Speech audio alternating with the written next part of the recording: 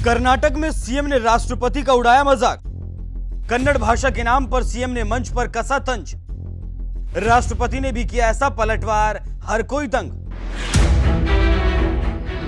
कन्नड़ सीखूंगी कन्नड़ भाषा थोड़ा थोड़ा।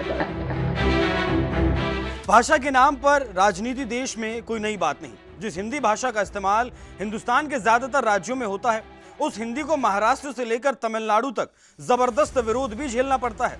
और ये विरोध अब इस स्तर पर पहुंच गया कि देश के सर्वोच्च संवैधानिक पद पर बैठी राष्ट्रपति द्रौपदी मुर्मू का मजाक उड़ाया जा रहा है। वो भी इसलिए क्योंकि उन्हें कन्नड़ भाषा नहीं आती।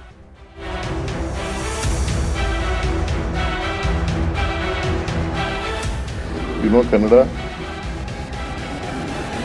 सीखूंगी कन्नड़ भाषा थोड़ा थोड़ा। जाति के नाम पर राजनीति करने वाले नेता अब हिंदी जैसी सबसे ज्यादा बोली जाने वाली भाषा के विरोध की राजनीति पर उतर आए हैं। भाषा विरोध की राजनीति इतने घटिया स्तर पर पहुंच गई कि कर्नाटक की कांग्रेस सरकार राष्ट्रपति जैसे सर्वोच्च संवैधानिक पद की गरिमा भी लगता है भूल गई। इसीलिए 1 सितंबर को राष्ट्रपति द्रौपदी मुर्मू जब all India institute of speech and hearing के डायमंड जुबली में शामिल होने के लिए कर्नाटक के मैसूर पहुंची तो सरेआम मंच पर उनका मजाक उड़ाया गया। वो भी इसलिए क्योंकि उन्हें कर्नाटक की कन्नड़ भाषा नहीं आती। यकीन नहीं तो सीएम सिद्धरामैया को खुद सुन लीजिए। ರಾಷ್ಟ್ರದ ಅಧ್ಯಕ್ಷರಾದಂತ ಗೌರವಾನ್ವಿತ ಶ್ರೀಮತಿ ದ್ರೌಪದಿ ಮುರ್ಮು ಅವರೇ, ಕನ್ನಡ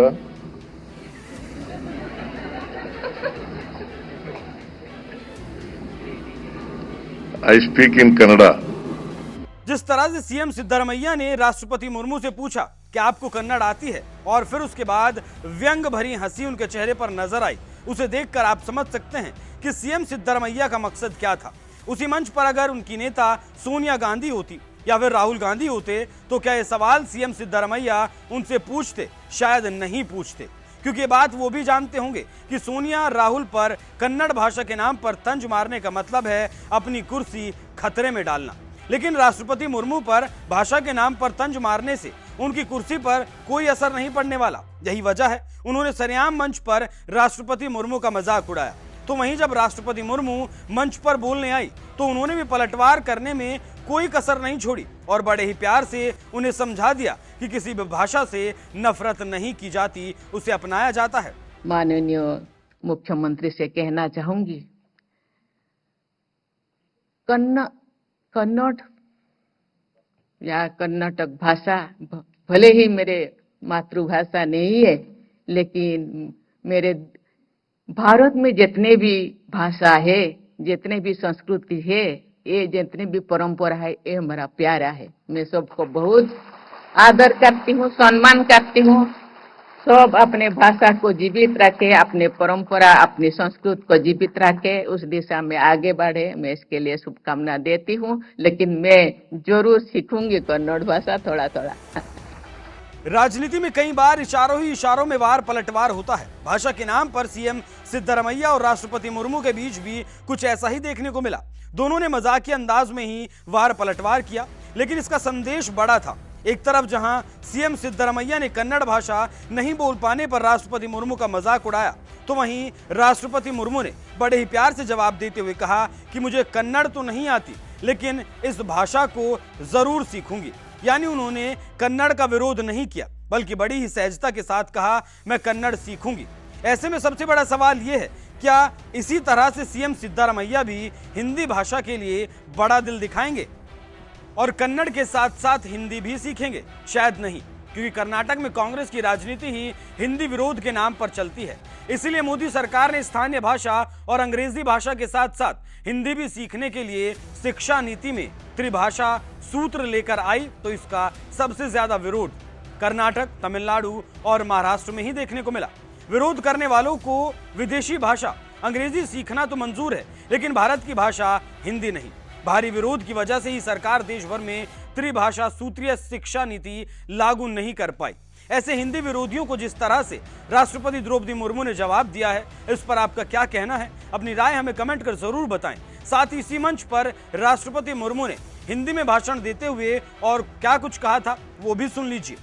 वर्ष 2023 में भारत में 6 करोड़ से अधिक लोग हियरिंग की समस्या से पीड़ित थे। इस संदर्भ में national programme for the prevention and control of deafness के नोडल केंद्रों के रूप में आयुष की जिम्मेदारी बहुत बड़ी है। अन्य समस्याओं की तरह स्पीच एंड हियरिंग संबंधी समस्या में भी प्रारंभिक अवस्था में लक्षणों की पहचान और उनके निदान के लिए विशेषज्ञों की आवश्यकता होती है। साथ ही समाज पीड़ितों के साथ सहयोग और सहानुभूति का नजरिया रखे, इसके लिए जागरूकता भी आवश्यक है। मुझे खुशी है कि आयुष इन सभी के क्षेत्र में अहम भूमिका निभा रहा है। पिछले वर्ष दिव्यांगजन सशक्तिकरण के क्षेत्र में 2024 के राष्ट्रीय पुरस्कार समारोह में आयुष के पुनर्वास पेशेवरों के विकास में संलग्न सर्वश्रेष्ठ संगठन का पुरस्कार देने का अवसर मुझे मिला था। ये सम्मान इस संस्थान द्वारा किए जा रहे अच्छे कार्यों का प्रमाण है। एक अखिल भारतीय संस्थान के रूप में आयुष को निरंतर ऐसे प्रयास करने चाहिए जिससे वो देश विदेश के संस्थानों के लिए रोल मॉडल बने। मुझे ये जानकर खुशी हुई है कि इस संस्थान द्वारा स्थापित इंक्लूसिव थेरापी पार्क देश विदेश में एक मॉडल के रूप में कार्य कर रही है। इसे उन बच्चों के लिए डिजाइन किया गया है जो कम्युनिकेशन डिसऑर्डर्स में प्रभावित है। आयुष आरोग्य वाणी भी एक अनूठी पहल है जिसे कम्युनिकेशन डिसऑर्डर्स और उनके शीघ्र पहचान के बारे में जागरूकता बढ़ाने के लिए डिजाइन किया गया है। देश का अग्रणी संस्थान होने के नाते आयुष कम्युनिकेशन डिसऑर्डर से जुड़े राष्ट्रीय नीति निर्माण में भी सलाह दे सकता है। आज टेक्नोलॉजी हर क्षेत्र में महत्वपूर्ण भूमिका निभा रही है। स्पीच एंड हियरिंग से जुड़ी दिव्यांगताओं को दूर करने में भी लेटेस्ट टेक्नोलॉजीज का प्रयास अत्यंत सहायक सिद्ध होगा, लेकिन लेटेस्ट टेक्नोलॉजीज और डिवाइसेस आम लोगों तक पहुंचे, इसके लिए देश में उनका विकास और निर्माण जरूरी है।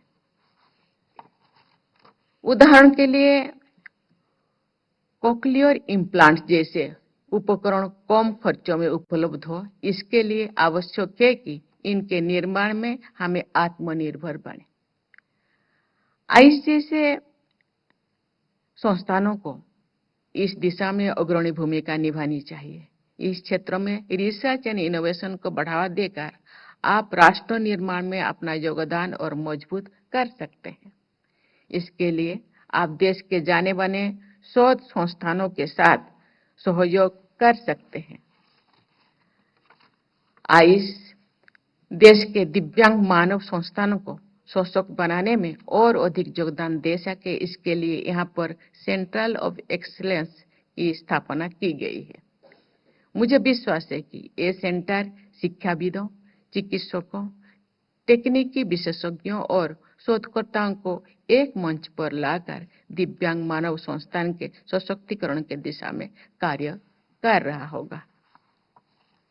मेरा मानना है कि इस कार्य में अपने संस्थान के भूतपूर्व विद्यार्थियों जो देश विदेश में अपनी सेवाएं दे रही हैं को जोड़ना भी सकारात्मक कदम होगा। इस सेंटर को उन स्टार्टअप्स का भी सहयोग करना चाहिए जो दिव्यांगजनों के जीवन को सुगम बनाने के लिए प्रयासरत है। देवियों और स्वजनों, सरकार विभिन्न कल्याणकारी कार्यक्रम के माध्यम से दिव्यांगजनों के लिए बाधा मुक्त वातावरण तैयार कर रही है, जिससे वे बिना किसी कठिनाई के अपने जीवन में आगे बढ़ सके। सुगम्य भारत अभियान के अंतर्गत दिव्यांगजनों को उन्नति तथा विकास के समान अवसर प्रदान करने में प्रयास हो रहा है। मेरा मानना है कि सभी सार्वजनिक स्थान, सुविधाएं और सूचना के स्रोत दिव्यांग अनुकूल होने चाहिए। ऐसा होने से न केवल दिव्यांगजनों को सुविधा होगी, बल्कि उन्हें ये एहसास भी होगा कि समाज उनकी चिंता करता है।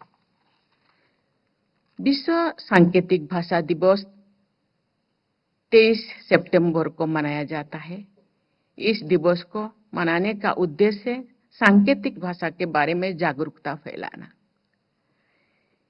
इस दिवस का उपयोग हमें सांकेतिक भाषा को और अधिक समृद्ध बनाने के लिए संकल्प दिवस के रूप में करना चाहिए। देवी और स्वजनों, आयुष जैसे संस्थानों से ये अपेक्षा है कि वे इनोवेशन विद कंपैशन की भावना से काम करते हुए ऐसे टेक्नोलॉजीज विकसित करेंगे जिससे स्पीच एंड हियरिंग से पीड़ित लोग न केवल सामान्य जीवन से जी सके बल्कि समाज और अर्थव्यवस्था में अपना सर्वश्रेष्ठ योगदान दे सके। हीरक जयंती के अवसर पर आयुष से जुड़े सभी लोग संकल्प ले कि इन मानस गंगोत्री से सेवाभाव और संवेदनशील समाज के निर्माण के धारा निरंतर प्रवाहित होते रहेंगे। मेरे शुभकामनाएं आपके साथ है। मैं माननीय मुख्यमंत्री से कहना चाहूंगी, कन्नड़ या कर्नाटक भाषा भले ही मेरे मातृभाषा नहीं है, लेकिन मेरे भारत में जितने भी भाषा है, जितने भी संस्कृति है, ये जितने भी परंपरा है, ये हमारा प्यारा है। मैं सबको बहुत आदर करती हूँ, सम्मान करती हूँ। सब अपने भाषा को जीवित रखे, अपने परंपरा, अपनी संस्कृति को जीवित रखे, उस दिशा में आगे बढ़े। मैं इसके लिए शुभकामना देती हूँ, लेकिन मैं जरूर सीखूंगी कन्नड़ भाषा थोड़ा थोड़ा। ठीक है, धन्यवाद। जय हिंद, जय भारत।